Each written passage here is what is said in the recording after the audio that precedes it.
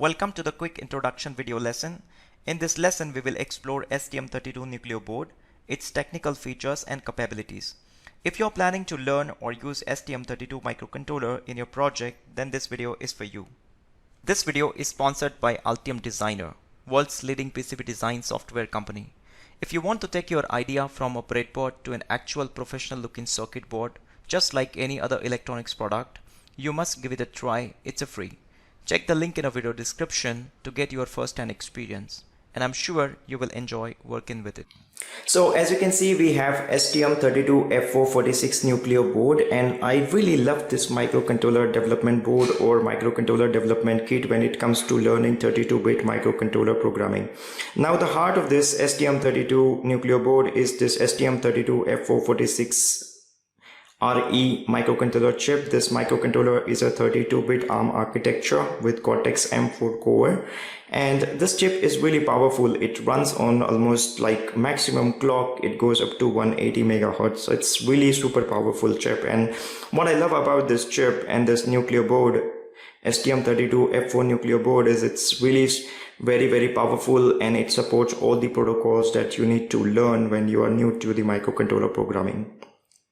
Now, what I'm really love about this board is basically this USB connector, right? The mini USB connector, because this USB connector will make programming of this microcontroller chip super simple using this ST-Link programmer and debugger on the board itself. So you see on the top this little part of the PCB, which is basically separated by this kind of spaces in between, but this part, lower part, is the microcontroller development kit, and this upper part basically is the programmer and debugger. So this Nucleo board has an onboard programmer and debugger, so you need not have to have the special piece of hardware to program this microcontroller chip, which makes it super simple that we can focus on the programming and the coding of the microcontroller rather than wasting our time setting up the hardware and troubleshooting the connections and all other things. This is what I love. So this Nucleo board,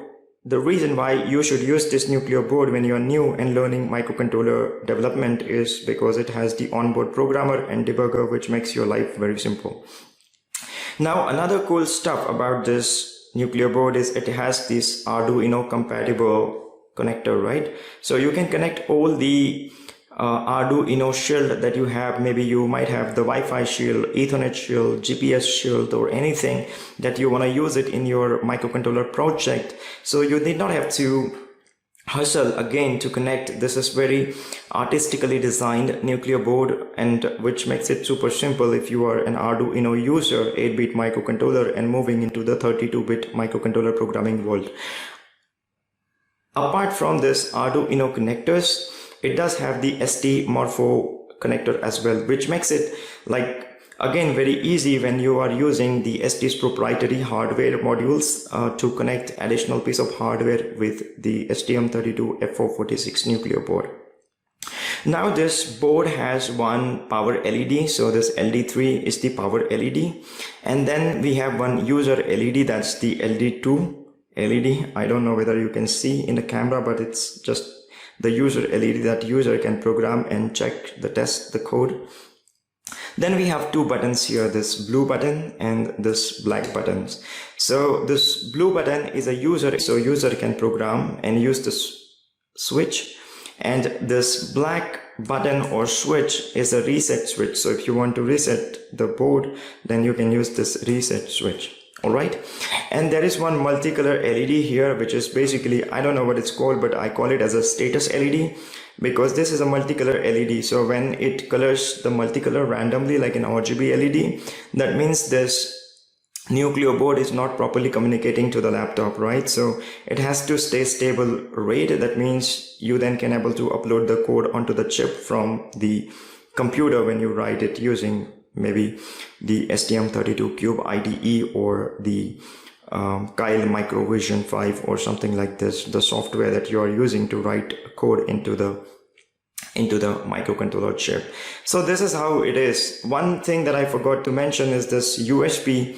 When you connect this Nucleo board to the laptop, it detects as a virtual COM port, right? So that means this Nucleo board detects straight away to the laptop, and which makes it super simple to connect the STM32 Nucleo board, and as well as the program and the debug the microcontroller chip sitting on the Nucleo board.